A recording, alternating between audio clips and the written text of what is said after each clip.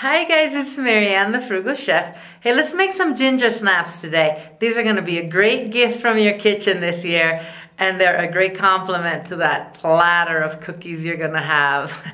Let's make these, okay? Let's look at our dry ingredients for our ginger snaps. I have a cup and 2/3 of flour in here. I have 1.5 teaspoons of ground ginger in here, 1 teaspoon of cinnamon, 1/4 teaspoon of nutmeg. I also have 1/4 teaspoon of salt and 1/2 teaspoon of baking soda. I'm going to add about 1/4 teaspoon of freshly ground pepper to this. And now I'm just going to mix it. Set it aside. In here I have 1/2 cup of softened butter. I left it out from the fridge, all morning while I was doing other things so that it would soften. I also have 3/4 cups of brown sugar. Now, this is the darkest brown sugar I can get down here. I could make a combination of white sugar and molasses, but I'm gonna add molasses to this and I didn't want to overkill it. So I'm gonna use that, but if you have access to dark brown sugar, please use that instead. And make sure you pack that cup really tightly. So I'm going to cream this now.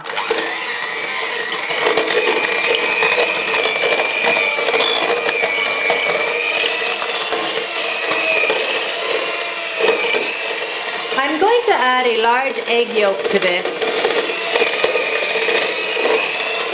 and 3 tablespoons of molasses. I'm going to beat this for a good 3 minutes. I'm now going to add my flour mixture to this.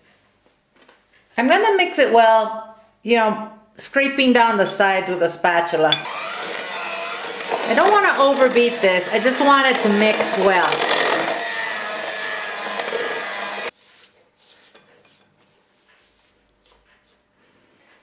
We're going to now put this on a well-floured board and knead it for a little bit until it turns into a nice uniform dough. I'm going to dump my dough onto this well-floured board. And I'm going to knead this until I can form it into a uniform dough. I'm just kind of heating up the butter with my hand.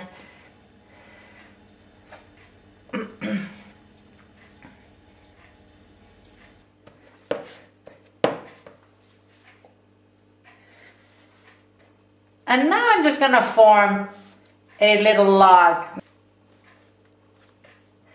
I am going to have 2 logs, so it kind of doesn't matter if they're both the same size. We're going to cut these. I'm going to wrap this in plastic and I'm going to put it in the refrigerator until tomorrow. So I'll do the same with the other one now, and I will see you guys tomorrow.